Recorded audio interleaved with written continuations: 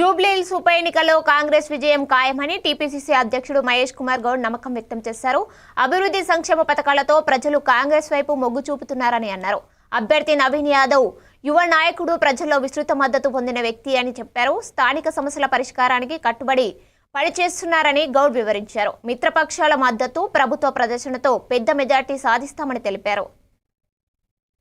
జూబ్లీస్ ఎన్నికల్లో వారి సంపూర్ణ మద్దతు మాకు కావాలని అది కోరటానికి వారికి విజ్ఞప్తి చేయడానికి నేను ఇక్కడ ఆఫీస్కి వచ్చినాను. ఈ యొక్క ప్రత్యేక పరిస్థితుల్లో జూబ్లీస్ ఎన్నిక జరుగుతూ ఉంది.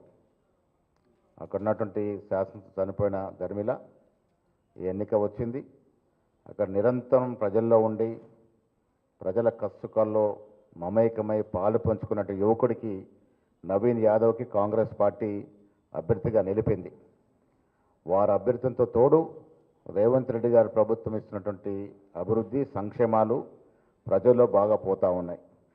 జూబ్లీహిల్స్ నియోజకవర్గం పేరుకు జూబ్లీహిల్స్, అక్కడ దాదాపు 70% పైన ఉండేటువంటి నియోజకవర్గం అది.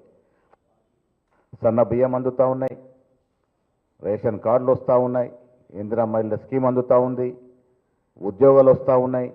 ఇవన్నీ కూడా ప్రజల్లో బాగా నాటుకున్నట్టు కార్యక్రమాలు, ప్రభుత్వం ఇస్తున్నటువంటి అభివృద్ధి సంక్షేమం, వారికి తోటు సిపిఐ, సిపిఎం, టీజేఎస్ పార్టీల యొక్క మద్దతు, అదేవిధంగా ఎంఐఎం కూడా ఒక యువకుడిగా వారిని గెలిపించాలని చెప్పినటువంటి సందర్భం.